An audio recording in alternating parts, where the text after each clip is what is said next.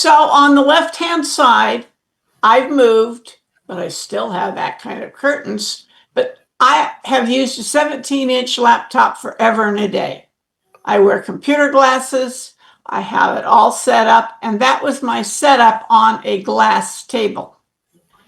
And I had my laptop on a printer stand, because your laptops and your monitors, you need to have your eyes within 1 or 2 inches from the top. And of course, if you have it on your desk, not only will the laptop might heat up, but you're crooking your neck. And so the one on the right, that is the ideal way to sit. And I taught tech classes to adults for 22 years through my high school adult ed. And I would show them that. Of course, they would be in the computer classroom that, was a really crummy setup. But each time they came in, I said, adjust your chair. Make sure your chair works for you. If you like your feet out on your keyboard or you want a flat keyboard, adjust that. We all learned how to adjust our monitors. And when I first started, of course, they were CRT monitors and great big clunky CPUs. But over time, we did get modern stuff. We did keep up with the operating systems. But I had them customize their area just for them. And my comment, well, what about the people that come in next? I said, hey, they can adjust everything themselves. But that was, they walked home with 30 handouts the first night, Introduction to Computers and Windows, and that picture so they could fix their workstations at home. And some of them were just amazed that you could adjust your chair. And oh my gosh, you can adjust your monitor and your keyboard has feet? Really? So as you can tell, I had newbies. So accessible and assistive technology was designed for the needs of many different users. We are all different. We all need something different, our monitors and our keyboards and our mouse and everything. We need to make sure that we set them up for us, that we just don't take them out of the box and pop them on the table and sit down in the chair and we're done. We need to make everything to fit us. And a lot of people don't take time to do that, nor do they know how to do it. So, creating accessible documents. I send out 1.5 tons stuff to APCUG groups. And as you can see, I put this presentation together a long time ago. But here is an email on, I'm giving a presentation for the North Texas group. And this is just the regular font. And, some seniors can't read that. But on the right-hand side, this is Windows 10. It says, hey, lady, you have no accessibility issues in this long, if you get my Zoom link emails, you know that they're quite long. And so that was good. And I have accessibility turned on. I left it on. And every once in a while, I will get a pop-up and it'll say, this isn't really accessible for people. And I'm thinking, that's pretty good. I've taught myself to short and sweet and to the point, and I use a larger font in my emails to make it easier to read. And so if you want to get into the accessibility to make everything that works for the people who are receiving yours, over time, you just kind of absorb it. But they say, please use your subject should be in detail. Yes, very important. And this was the rest of it. Very easy to read. And again, no accessibility issues were found. And I thought, nicely done, Taylour. So you go into options and choose accessibility, and you can see where there's 4 check marks in the red boxes there, and you can customize that if this is something you want to do this. And again, this is Windows 11, but you set it up the same way in 10. 10 and in 11, 11 does the same thing, but it's a totally different way to get to everything. So RSI, repetitive.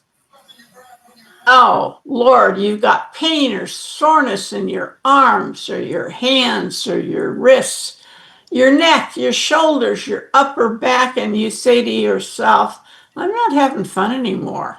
I love being at the computer. I love using my phone, but I'm starting to hurt. Well, not only do you start to hurt, we're all of an age where we do have aches and pains, but we would rather that they're not affiliated with our technology because we want to keep using that. So what are you doing wrong? Well, poor posture. You're sitting in the wrong chair. I have been sitting in this chair that I'm in now for several years, and it's such that I have to have a bed pillow behind my back to help me sit up straight. So I bought myself a new chair when I got ready to sell my house and move. And I've never spent so much for a chair in my whole life. And I'm telling you, it kills my back and it hurts my legs. And I had to go into, we call it the room with no name, because there's stuff in there that we have no clue where to put it, my daughters and I. And I'm back in my old desk chair with my pillow. Actually, I threw that pillow out and I got another one. And I'm a happy camper, and my very expensive chair sits over there. And my oldest grandson, who's my techie, put it together. And when I arrived at my new place, he wasn't here. So he needs to take a trip back over to Grammy's so Grammy can sit in that expensive chair and have him put it together and adjust it so it fits me. So you have to think about that. Just don't take things out of the box, put them together, roll them up to your table and say, I'm done. You can't. So you've got poor posture and you're doing the same thing over and over and over. And you've got the wrong keyboard and mouse. I don't know if you have a micro center where you are, but the equivalent was Fry's in California.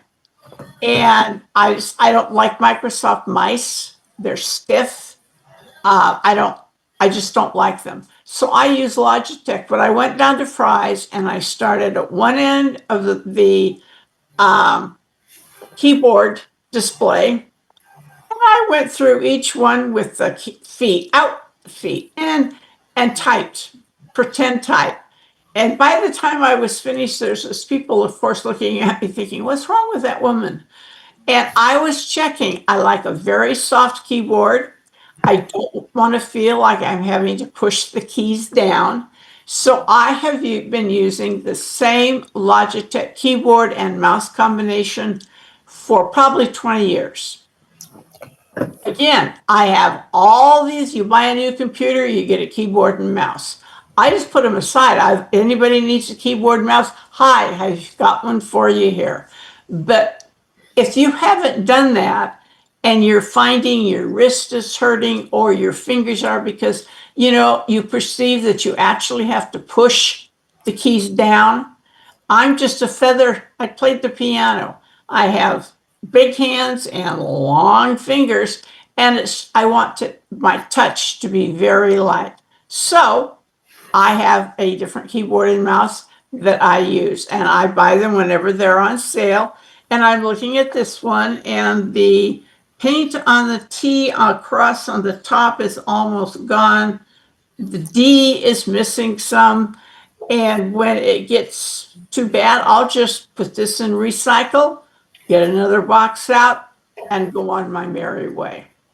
So what do you get with a repetitive? Carpal tunnel. We never, ever want to get carpal tunnel.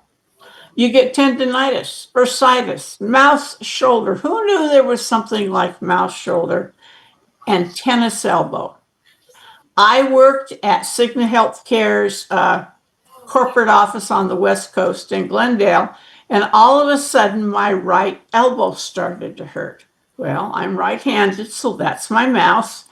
And I kind of had an awkward place the way I sat.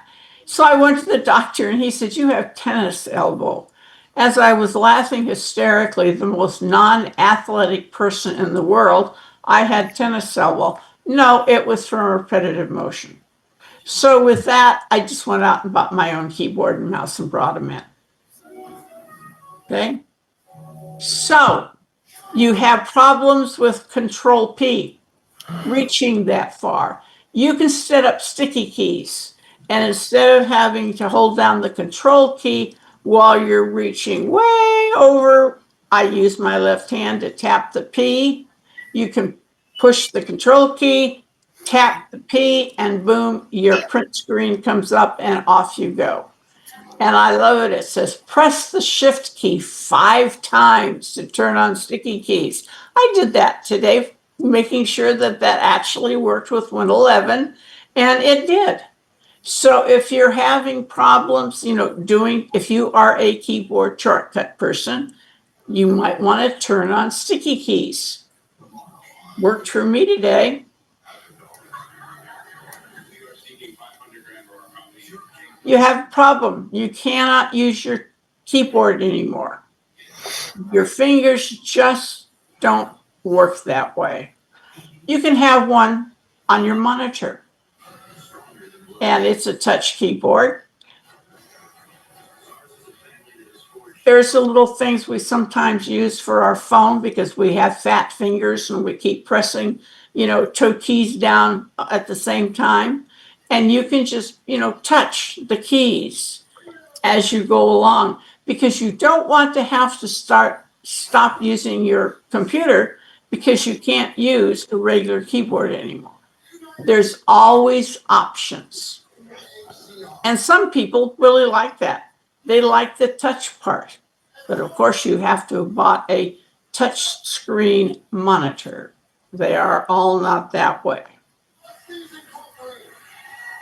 This is an absolute necessity. If you do not have this turned on, you should. And what it does is when you press your numlock key on your keypad on the right-hand side, or you turn your caps lock on and all of a sudden you're typing away and you look up and you go, "Oh my Lord, there's a whole paragraph in all caps. What did I do wrong?" Well, you accidentally touched caps lock and turned it on. So you need to be aware of the sound. You can get a sound for your numlock because that takes the numbers off and puts the symbols on your keypad on the right. And the caps lock, when you accidentally touch it, you get a beep. And it works wonders. And people say, "How in the world did I get all caps?" Well, it's not your fault. You just maybe have a long fingernail or whatever. But it's just one of the accessibility things. And you can change all your stuff to have bright colors. How would you like a pointer that is high visibility green? Or you'd like the pink in the middle down there, or you're wearing purple, so you think you can change everything to purple.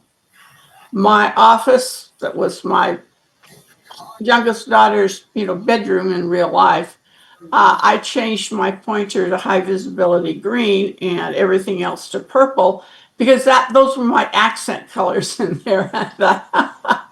You got to be kidding, Judy. It absolutely drove me crazy. But you can change your pointer size. You see how big this is and how big this is. I changed my pointer to make it black, and I usually make it extra large, or you just do it like this. And that way, if you're having a problem finding that little tiny pointer arrow on your screen, make it larger. Make it black. And these are all the things you could do, or make it high visibility green. Your choice. And this is the fun place. You got new people. They have to learn to double click. They cannot double click click, period. There's nothing you can do to get them to double click. You can make everything single click, no biggie. So you need to make choices here, how you want it to be. And you can underline your icon titles when I point at them, makes them pop so you can see them better. But this is just one of the things that you can customize. I customize everything. I customize my operating system. That's the first thing I do. And I do the accessibility stuff. When I put this presentation together, I found out that when I set up computers for seniors, I do almost all of these. We sit there and I say, okay, here's what you get. Would you like it to look like this? Oh, yeah, I like it bigger. Yeah, I like it black, not white, but black, the pointer. Okay. So I sit with them and I ask them a question about every single thing. And I really didn't realize I was doing any of the accessibility stuff. I was just making it work for each individual senior I was working with. And again, your cursor speed. I've had people say, it blinks so fast I can't do anything. I can't, it's just horrible. Some people do not like the scroll wheel to do 3 lines. They want more than 3 lines or less than 3 lines. You can choose. But a good April Fool's joke is to come in here and make the cursor speed all the way down to the right end so it's blinking like crazy. And I bet you there would be nobody in your house that could open up anything because it's going so fast. So that's an April Fool's joke. So there you go. There's your pointer speed. Make it fast. Do you want the pointer trails? Some people who give presentations, they turn the trails on so their audience on the big screen in the front of the room can see where they're going. And most people hate them worse than anything. But again, some people like those. And some people in the audience, it drives them crazy. And some people appreciate it because they have problems following the pointer. And again, this is like where you were before. This is just pointer options. And here's where you change your pointer. This is in Win 10 to whatever you would like.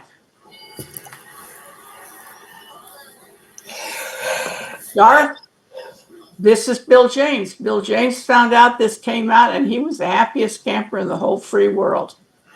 And here it is. You take the computer out of the box and you have to think to yourself, can you see that? I wear computer glasses. I don't. It's 125. That's better. And 175. And you go, wait, cool. I can see that now. But you realize you can make this bigger also, and so on. But if you choose 175 and you're out on the world or you'll have to scroll to see the right hand of side of whatever screen you're on. Mine's always 150, automatic. And this is how the bigger your Win 10 start menu, here's regular, next size, 150. Again, you can customize everything to make it work for you. And this is the color that I just like, the plain old ordinary regular color. Mainly, I don't like black. So, I like this color. And your desktop, these would drive me crazy. But hey, if you have really bad eyes, then you might need that size. I used to go back and go down to a senior housing area and they had a computer lab and I would update the computers, blah, blah, blah. And there was this guy who was losing his eyesight and he loved using his computer. So I chose the largest of everything I've showed you And he used his computer for 2 years more. And boy, was he a happy camper. Same thing with your taskbar, regular. You're having problems with your taskbar and you can't get, you just can't get that mouse pointer where it belongs, but it's easier with a larger button. Make this bigger. Drag it back and forth until you see which one works for you. The magnifier, I've never had success with the magnifier. Other people think it's better than sliced bread. But you can turn it on. You can set it up so it turns on every time you turn on your computer. And you could have it do a corner or this or the whole entire screen. And want it on all the screen, it's Control Alt F. So if you have, sticky keys on, you just tap Control, tap Alt, and tap 7F, and boom, you're done. So the magnifier follows all of these things. But again, you can take the magnifying glass and put it where you want to. You want this magnified, that's where you put it. Turn it on, turn it off. It has these shortcuts you can use. Like I say, I've never been successful. But if you can't see this up at the top, you can magnify at 200%, and that's all that's magnified on your screen.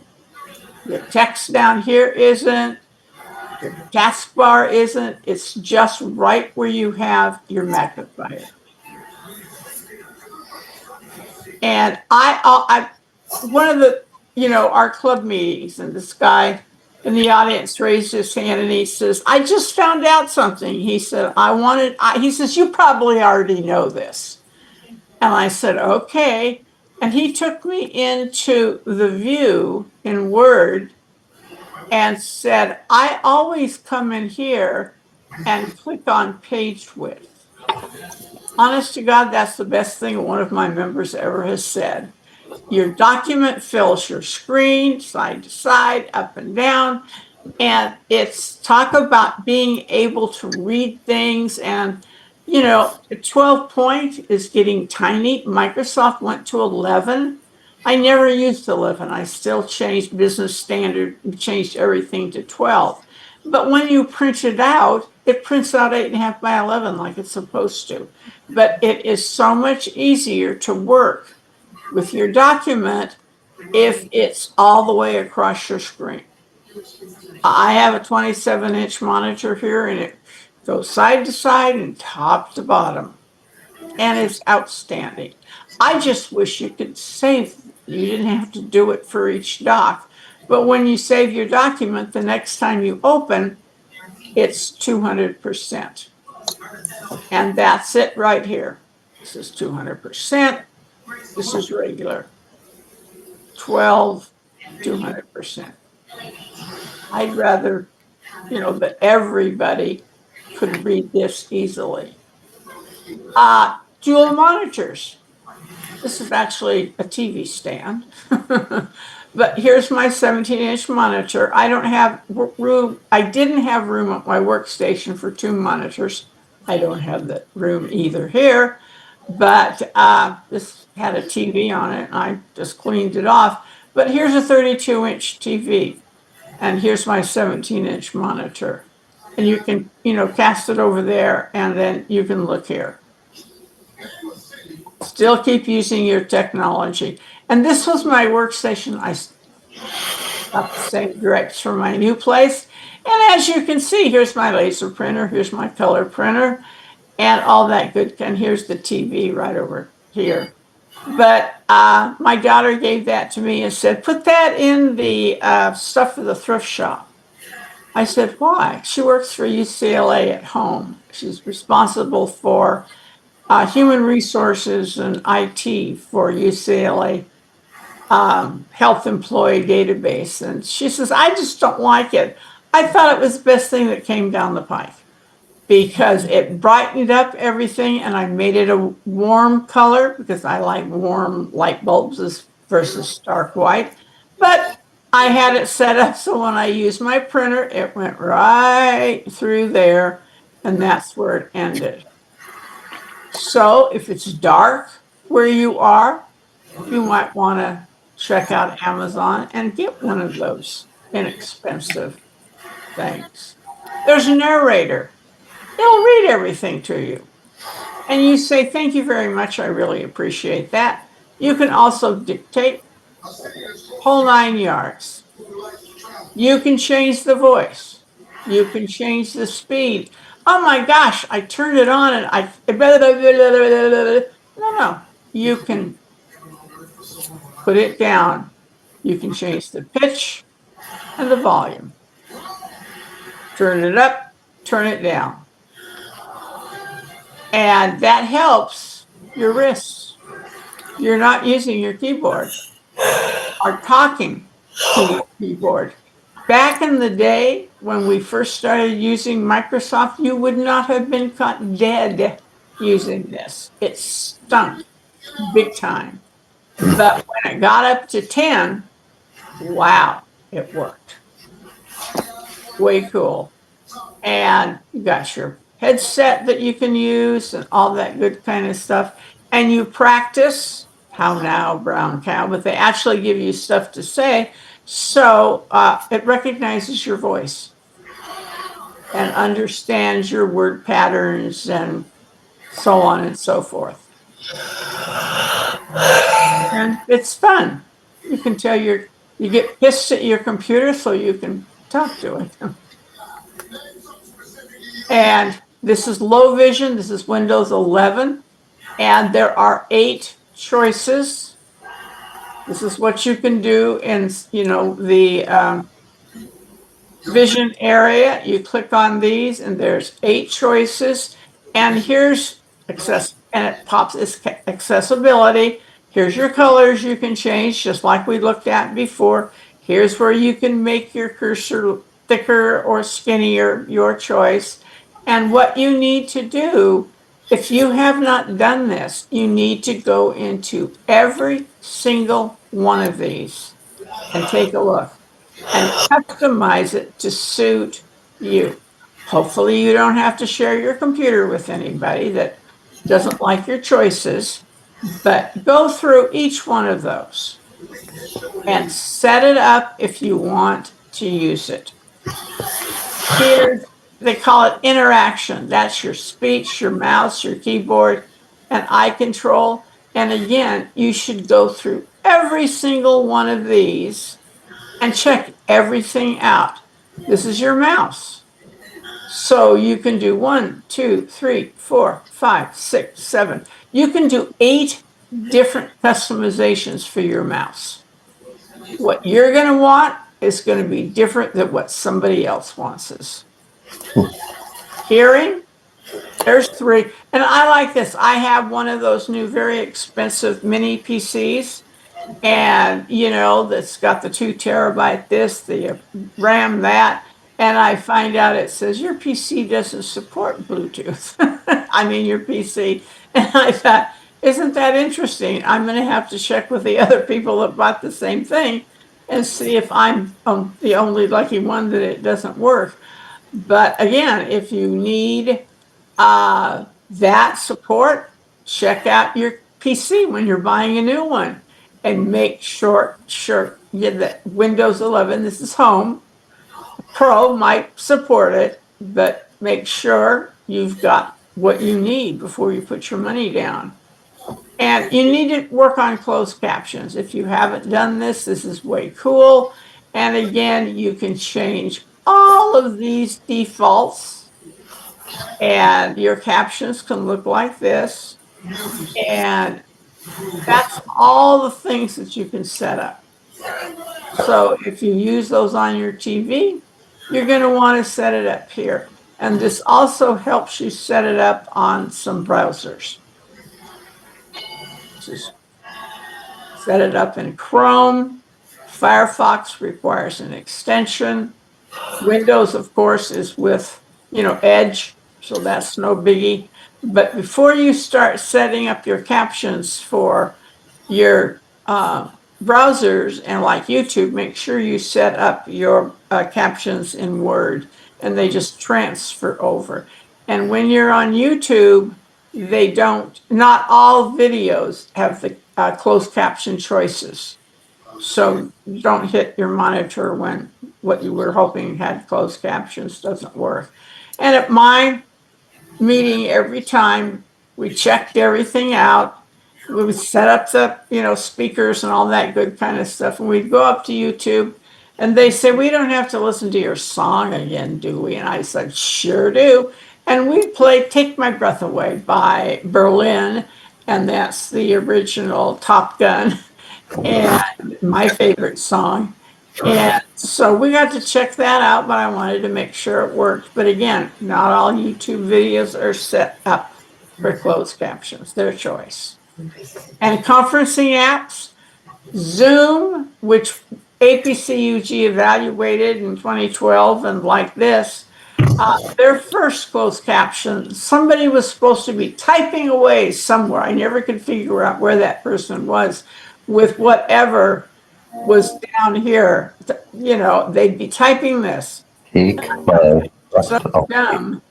And then they came out with their regular closed caption. And as far as I'm concerned, they have the best version of it. And you can have your speakers stereo. But hey, you don't hear out of your left ear anymore. You only hear out of your right ear.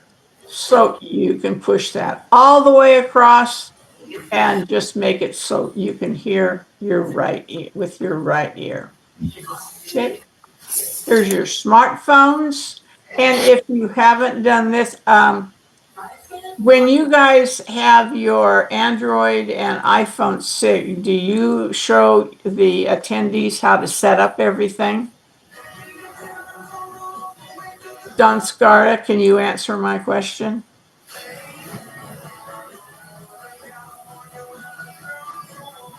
All I can hear is music on your end, so I think you're not listening.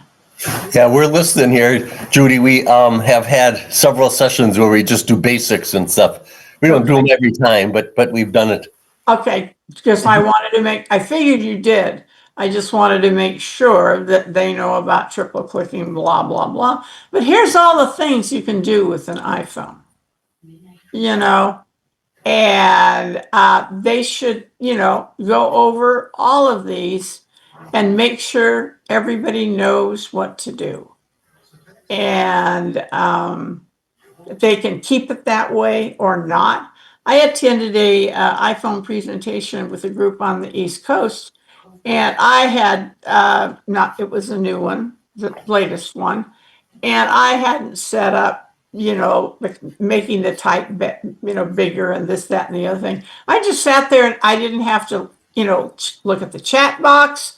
I didn't have to find somebody that went to sleep and turn their video off. I didn't have to see somebody walking around in the nude because they forgot where they were and turn that picture off. I could just be an attendee. I had more fun.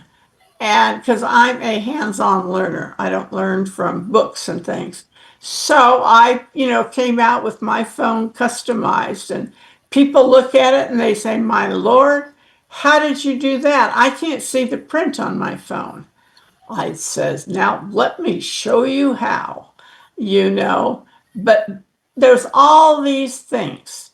And if you wear hearing aids, the iPhone has the best interaction with hearing aids. They have some companies where, it's special between them and iPhone. When I first put this together again in 21, we started the Wednesday workshops in 20, and Android, they said, go up to the Play Store and download.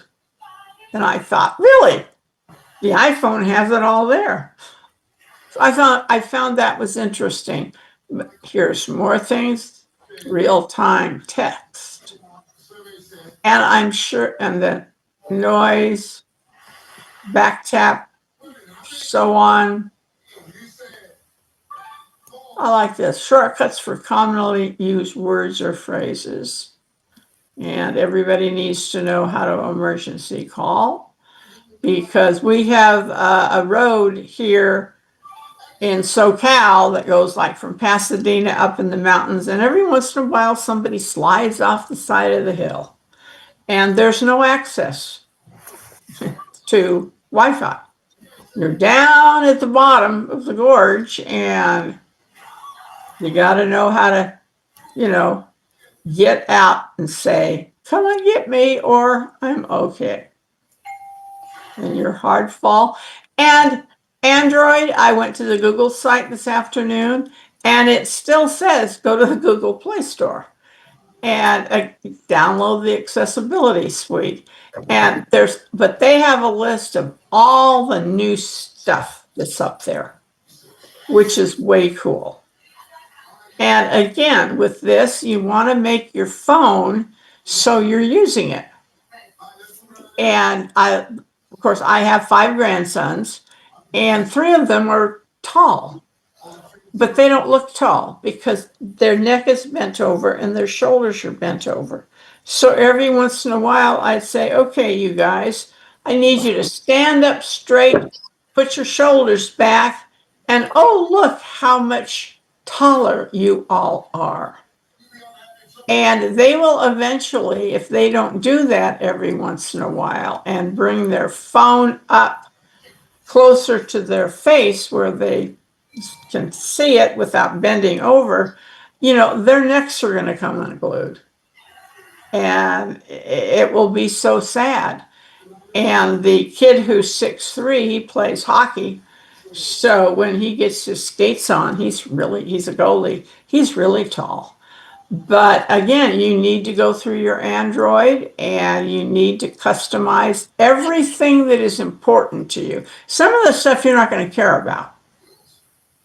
And so you need to go through both series of phones and fix them to suit you. And again, it's called customize, customize, customize. Peripherals.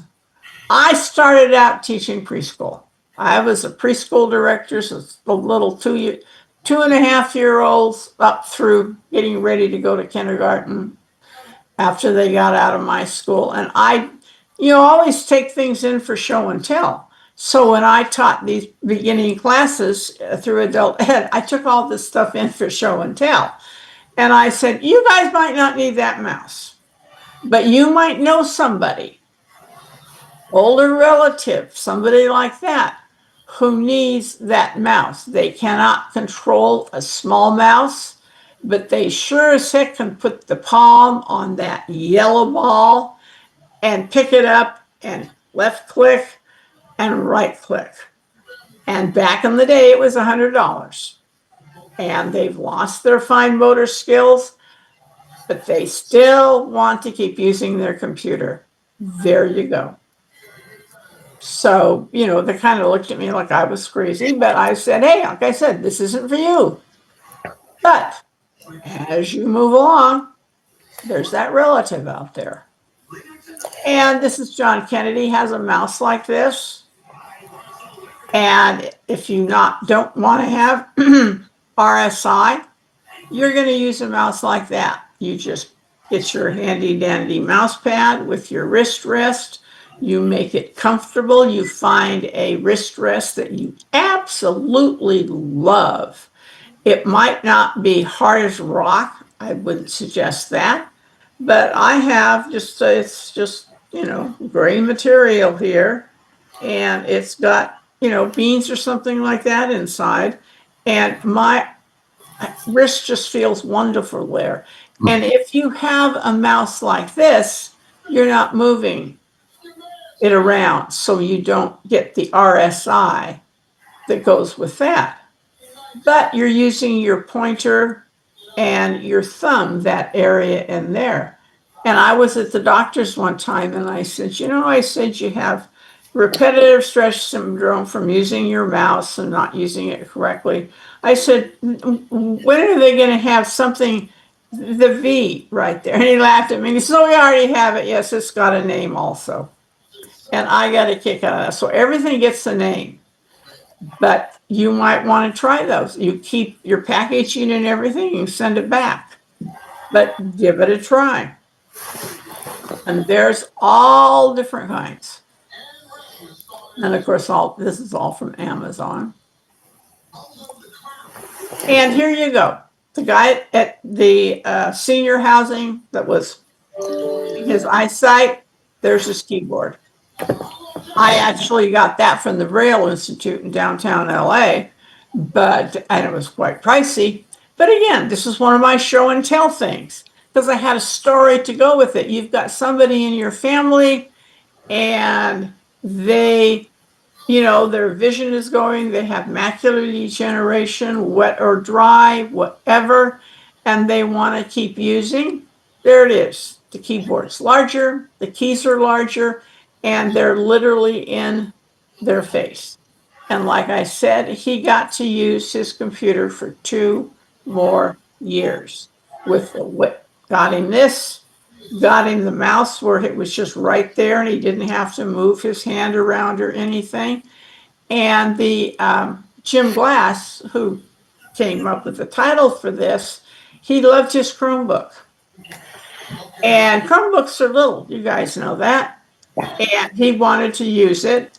And he said, but number one, they don't have the same keys that we have on our computer keyboards. So in the lower left-hand corner, he printed out a big list that matched, the keyboard shortcuts for the keys that he didn't have.